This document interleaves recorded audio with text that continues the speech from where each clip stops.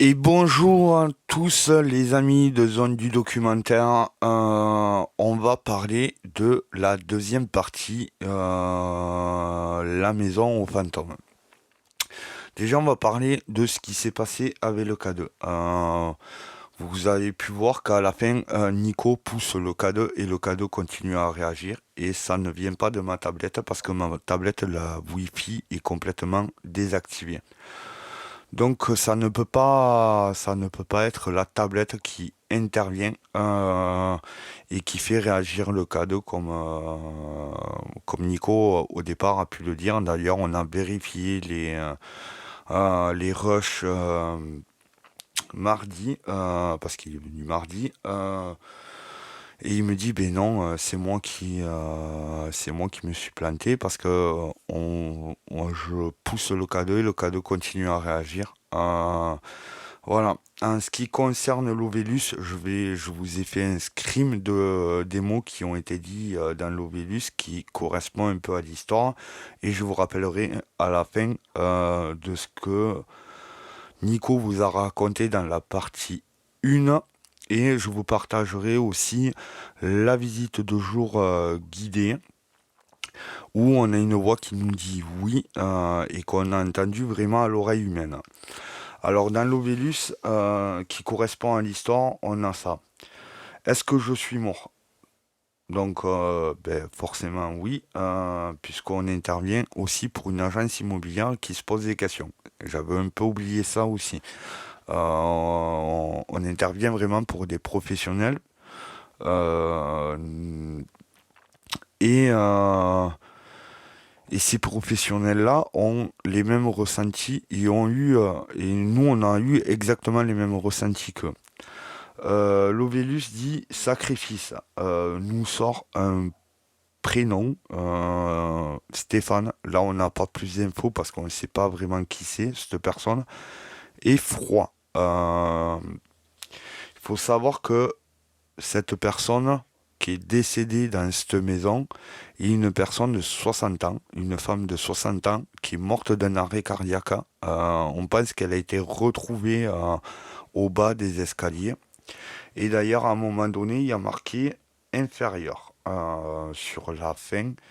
Donc on pense qu'elle est morte vraiment au pied des escaliers parce que tout ce qui passe en bas, peu importe les personnes qui ont des ressentis ou pas, c'est en bas où en bas des marches où ils sont pas bien. Et nous, la plus grosse oppression qu'on a eue, ben justement, c'était en bas des marches. D'ailleurs, ça sera sur la prochaine enquête, donc sur la contre-enquête qu'on va faire de cette maison, parce faut vraiment croiser les données qu'on a eues de la première enquête avec les données de la seconde enquête. Je vais vous partager je crois, grand max, les 12 meilleurs PVE que j'ai pu travailler. Malheureusement, je ne peux pas les travailler parce que je les ai vraiment travaillés à la limite de l'enregistrement. Sinon, je perds les PVE. J'ai fait tout ce que j'ai pu pour vraiment éclaircir les PVE. Je vous ai mis aussi quelques tocs qui sont bien forts. Voilà, je pense que je vous ai fait le tour de ce qui s'était passé dans cette première enquête. D'ailleurs, on reviendra vraiment avec Nico, vraiment pour un débrief complet. Là, je vous la fais simplement en studio en voix off, parce qu'en principe, les débriefs, j'aime bien les faire avec Nico. On remercie aussi les agents immobiliers qui nous font intervenir sur ce lieu. On les remercie fortement de leur confiance qu'ils ont en nous, justement, pour pouvoir faire cette enquête. Voilà, je pense que j'ai fait le tour de tout. Je vous laisse donc avec la fin de cette vidéo, cette troisième partie, où vous allez avoir les 12 meilleurs PVE, le scrim de l'Ovelus, et je vous ai fait l'explication comme quoi ben, mon Ovelus, donc ma tablette ne peut pas intervenir dans le K2 de Nico et qu'en plus en prime Nico écarte le K2 et il continue à réagir. Donc c'est pas possible parce que Normalement, un K2, je crois que c'est 2, 3, 4 mètres, hein. Même à cette mesure-là, le K2 ne peut pas interagir avec la tablette, hein, en sachant qu'en plus ma tablette elle est hors Wi-Fi. Voilà, je vous ai fait le tour. Je remercie les nouveaux abonnés qui sont venus s'abonner à la chaîne. On essaye de faire des vidéos très carrées.